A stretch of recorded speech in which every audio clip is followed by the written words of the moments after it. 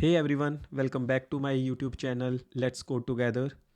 In today's video, we are diving into another design pattern, the chain of responsibility pattern. This pattern allows us to pass a request along a chain of handlers. But what exactly does that mean? And how we can implement this in Java? So let's find out. So let's try to understand from real world example. So imagine a customer service department with multiple tiers of support staff, right? So each is responsible for addressing customer inquiries based on their complexity and nature. So in this example, you can see there are multiple levels. So level 1 support, level 2 support, level 3 support. So we just named these basic support, technical support and manager, right? At the very first level or basic support level. So this is the initial point of contact for customer inquiries. So level 1 support agents handle straightforward questions and provide general assistance. So if they are not able to resolve the issue, they escalate it to the next tier. So basically level 2 support. So here you can see the level 2 support, basically technical support. So they people are more experienced as compared to level 1 support persons, and they can resolve more complex issues that level 1 cannot resolve. Even at this level, if they are not able to resolve the issue, so in that case they just forward their request to the next level, that is the manager level. So here this is the highest tier of support, consisting of seniors or specialized staff who manage critically or highly technical problems. If level 3 cannot resolve the issue, they may need to involve other departments or bring it in subject matter experts within the organization. So this is the example of chain of responsibility principle from the real world. So let's discuss the components of this design pattern. So basically there are three components for chain of responsibility design pattern. First one is handler interface. So this is the interface where we define the methods to handle various client requests. So next component is concrete handler. So which is the implementation of handler interface. This is the place where it decides whether to process the request or pass it to the next level. And the last component is client. So the client sends the request which travels through the chain. So let's jump into the coding to understand this design principle in a better way and how we can implement this in software development. So let's first create the handler interface. So here we have interface handler and we have two methods, handle request. So here we will be passing string type request, and the second method we have set next handler, which will be accepting the handler type object, right? Now let's create first concrete handler. So basically basic support, and this will be the implementation of our handler. And let me override the methods. Here in this class we have one property handler, basically next handler. Set next handler will be setting this property, this dot next handler equals to next handler, right? And handle request, in this method, if request dot equals basic, so if the request type is basic, then because this is the basic support, so here what we will be doing for the time being, I'm just printing basic support handling the request, right? Else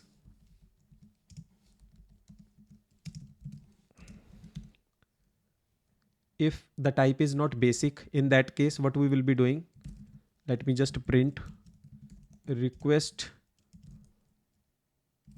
forwarded to next handler. So next handler would be technical, right? And here what we are going to do, next handler dot handle request the current request, right? So what we are doing, so whatever the request has come, so by using the reference of next handler, we are just passing the request to handle. So here we need to create the next handler. So technical support, and that is also implementation of handler, and we need to override the methods here also.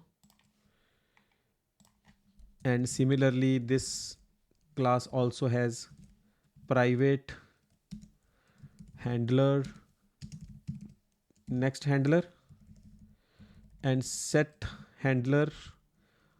So this dot next handler equals to whatever the value we are passing in this function. And in handle request, if request dot equals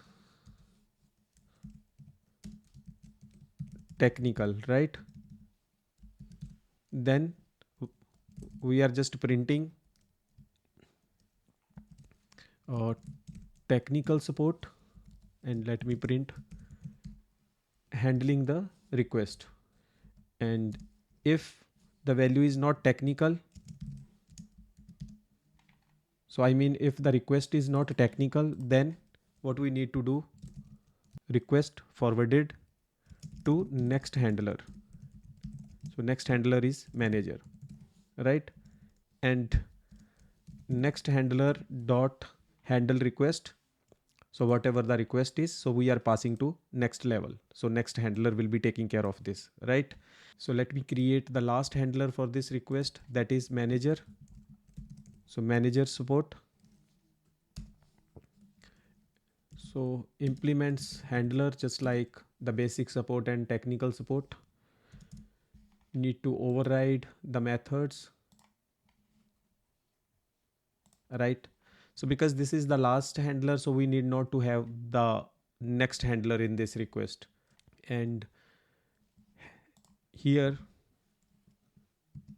as we don't have the next handler to set, so I'm just commenting last in the chain, so no next handler, right?